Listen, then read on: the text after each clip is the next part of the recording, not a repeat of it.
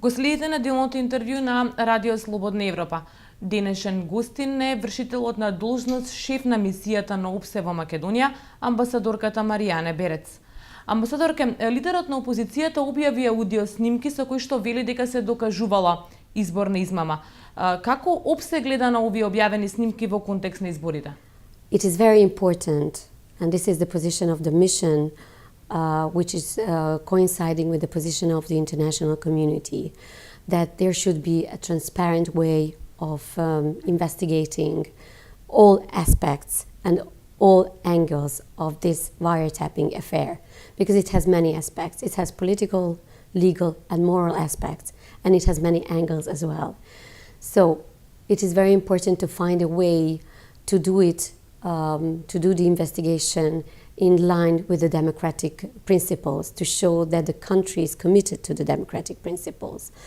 There were many suggestions. One of the ways that could be followed was suggested by the ambassador Gerard Studman, who is the special representative of the chairman in office of the OBSE, who said that there could be a mechanism, a special mechanism established which would allow for a transparent investigation.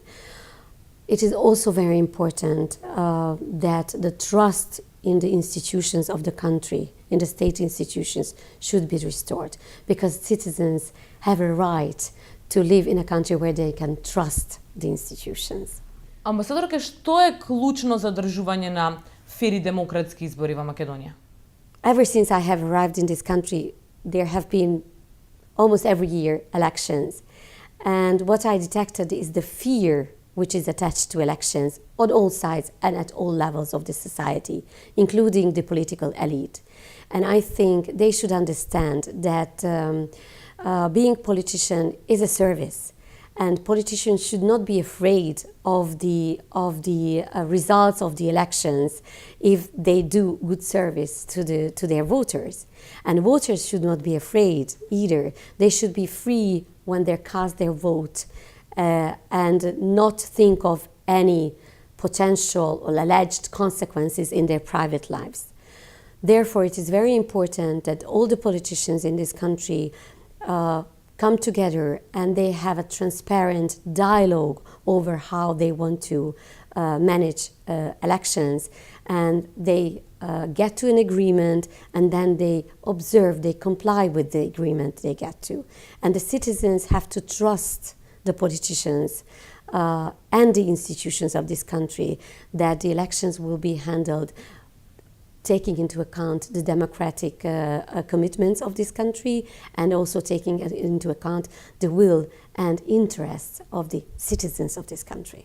Амбасадорке, некои македонски медиуми го обвинија ОБСЕ дека знаеле за групата во Куманово пред да се случи инцидентот, но дека не ги информирале за тоа македонските институции. Каков е вашиот коментар на овие обвинувања?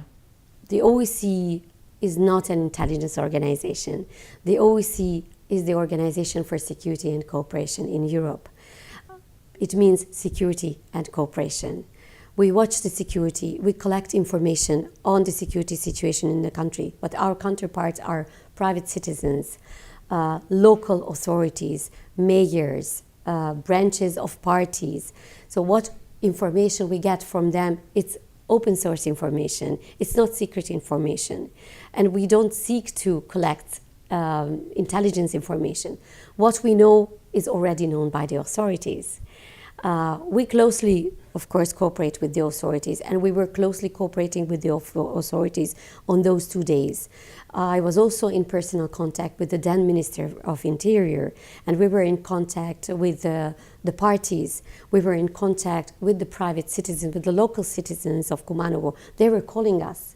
We got phone calls from friends and strangers as well that do something about what is happening. We were asked to facilitate a dialogue in order to stop the bloodshed, to prevent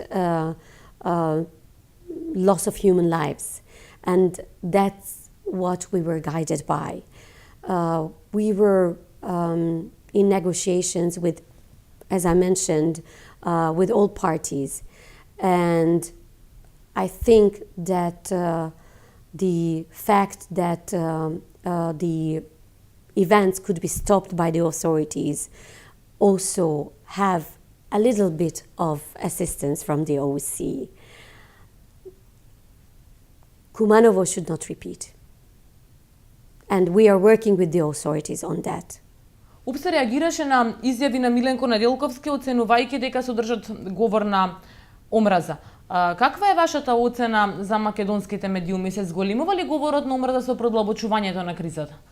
Unfortunately, the media situation in this country has been deteriorating over the last few years. Two prominent international media watchdogs, the Reporters Without Borders and the Freedom House, have detected shortcomings in the situation of the media in this country, and also they stated that there was a drastic downfall in this respect in a country.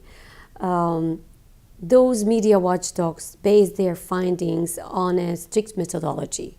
They have a very broad scope, both in terms of time frame and also in terms of states and items they are studying, they are examining. Also, the OBSE has a media watchdog and a very strong advocate for media freedom, Dunja Mijatovic, who is the representative on freedom of the media. She has been very vocal, going along the lines of the findings of those international media watchdogs as well, that the media are biased. There is a growing, how to say it, controversy amongst the journalists. They are separated. The quality journalism is lacking. So what is very important then that the authorities and the media workers should show real will to change this situation. И за крај, амбасадорке, постои ли ризик според вас од нови меѓуетнички конфликти во Македонија? You know, before Kumanovo, I thought that there was such possibility because of the strong separation trends in the country. However, Kumanovo gave us a formidable example that the people in this country want to handle things in a different way. We got numerous phone calls from the local citizens, and as I mentioned already, from friends and strangers from the Kumanovo area who were saying, this is not us, we don't want this, help us to stop this. And this was really very encouraging. Also, the High Commissioner on National Minorities, Astrid Soers, she made a statement commending the extraordinary spirit of unity of the citizens of this country. There are many problems in this country which should be addressed in this field. We should revive the implementation of the Ohrid Framework Agreement. We should understand, all of us, internationals and nationals of this country, that the Ohrid Framework Agreement is not many things. It's not a rigid document. It's not about mathematics, and it's not only about two ethnic communities who live in this country. The Ohrid Framework Agreement is many things. It's a framework. It's about all ethnic communities of this country, big or small, and it's a spirit. We can feel it in. It has to be implemented with the ownership of all actors from all ethnic communities. It should not be only a question of this or that politician implementing it.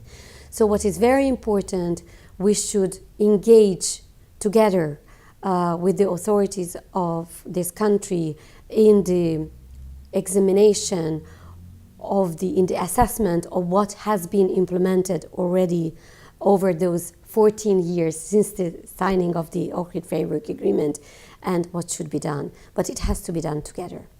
Ви благодарам на одвоеното време. Thank you very much. Тоа беше се во неделното интервју на Радио Слободна Европа. Довидување до следната недела.